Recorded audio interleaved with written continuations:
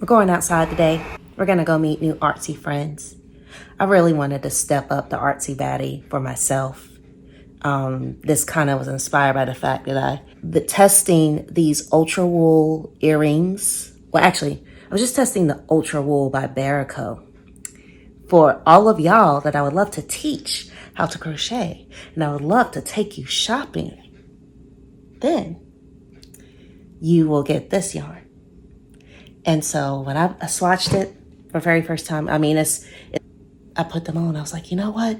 It's too hot for me to wear the infamous dress. But I am going to an art meetup.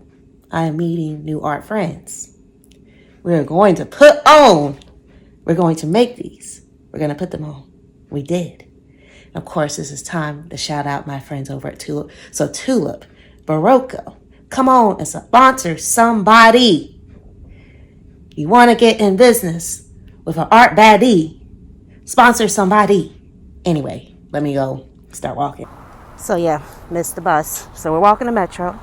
While we're walking to Metro, this is a good time in this empty parking lot / market square here in my neighborhood to talk about why I still wear a mask. Now, today is a high air quality day, and I do have a sensitive nose. I've always had a sensitive nose, and so when COVID showed up and said, oh, you might want to wear a mask for everything, I just did. Now I will eat, have hypoglycemia, got this hat on, some heat sensitive, tennis shoes on. So, we're not just an artsy baddie, we're a disabled baddie too. So we take all of our precautions. And yes, obviously inside, pretty much everywhere, unless I'm eating or drinking, or in my house, or in somewhere where I trust people. So, if that bothers you, go to another channel, please. If not, let's keep it moving. Let's get on this Metro.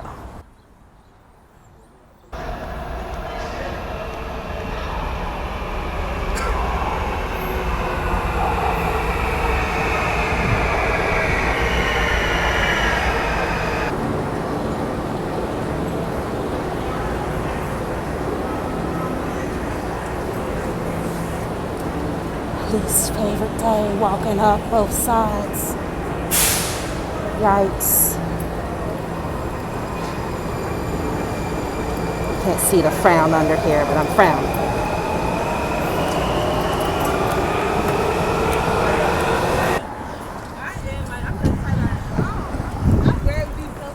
As I'm walking up to the building, I wanted to highlight that this isn't the first time I've been to the DC Arts and Humanities building.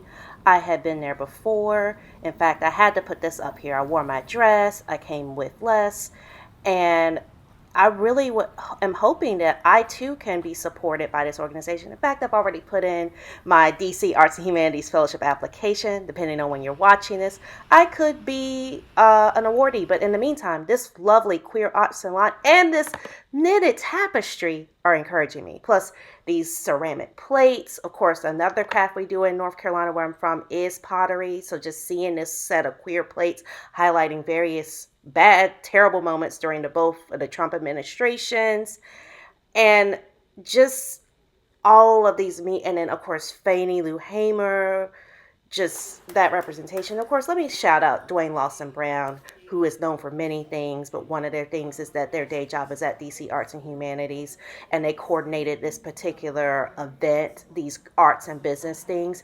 And I want to say, coming to these types of events is helpful if you want to become a grantee or learn more about who's in the scene.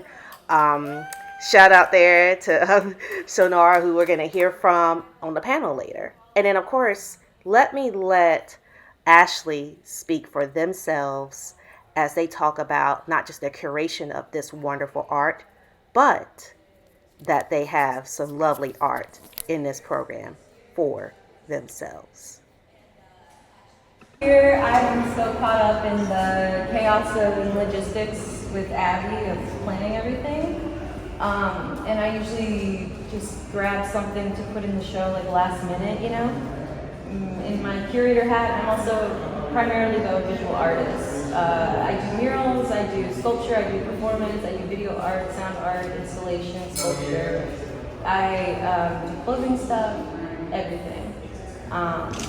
And so this year, Abby was like, we should put your piece right under the title. So I was like, okay, fine, we'll do that.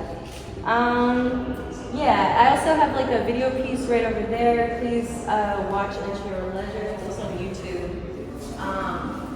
But this painting is, I don't even remember. I changed the title so much. Two sides of one story. So it's a diptych, two separate canvases. And I kind of wanted to replicate my experience with trauma and how, like, through healing, someone can think of their history or an event in one way, and then they heal and they think of it in a totally different way. So it's kind of like if someone got in a car crash and me and you saw it, and then the police were interviewing us, we would tell two completely different stories of the same event. So I painted this in two separate locations, and then I kind of like zhuzhed it up and made it, you know, fixed it a little bit at the end, but mostly it was painted separately because I wanted to isolate the ideas. And this space is painted with the orange as the shadow, and this is with the highlight. And there's just like subtle differences like that. But yeah, this is just supposed to be about like how your own mind can be very confusing to even you. So yeah.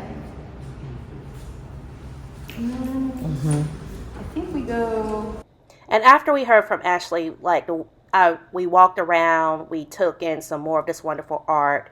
And then, of course, after absorbing all this art and honoring a couple of the artists who are no longer with us, which I'll mention a little bit later in the video as well, we got ready. Of course, a couple of my other friends that I like came, and then we sat down to this wonderful Black woman with some queer representation panel and these lovely events that you can also meet artist friends at. So once again, thanks Dwayne for setting that up. And then yes, I made some art in my lab, and so I made it home. And I know this lighting is bad, but I thought it was a cool effect to just sit in the dark with the lamps on and unwind from this wonderful salon and art show that I went to at DC Arts and Humanities. I'm so grateful once again for them putting on this panel, seeing friends, and I've made some new friends. In fact, I will probably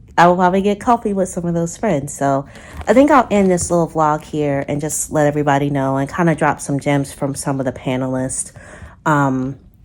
Just because, of course, the panel was about creating events here in our area and in general to make friends in the art space. Just keep track of your business records, and if it's starting to make money, put it to the side, charge ticket sales.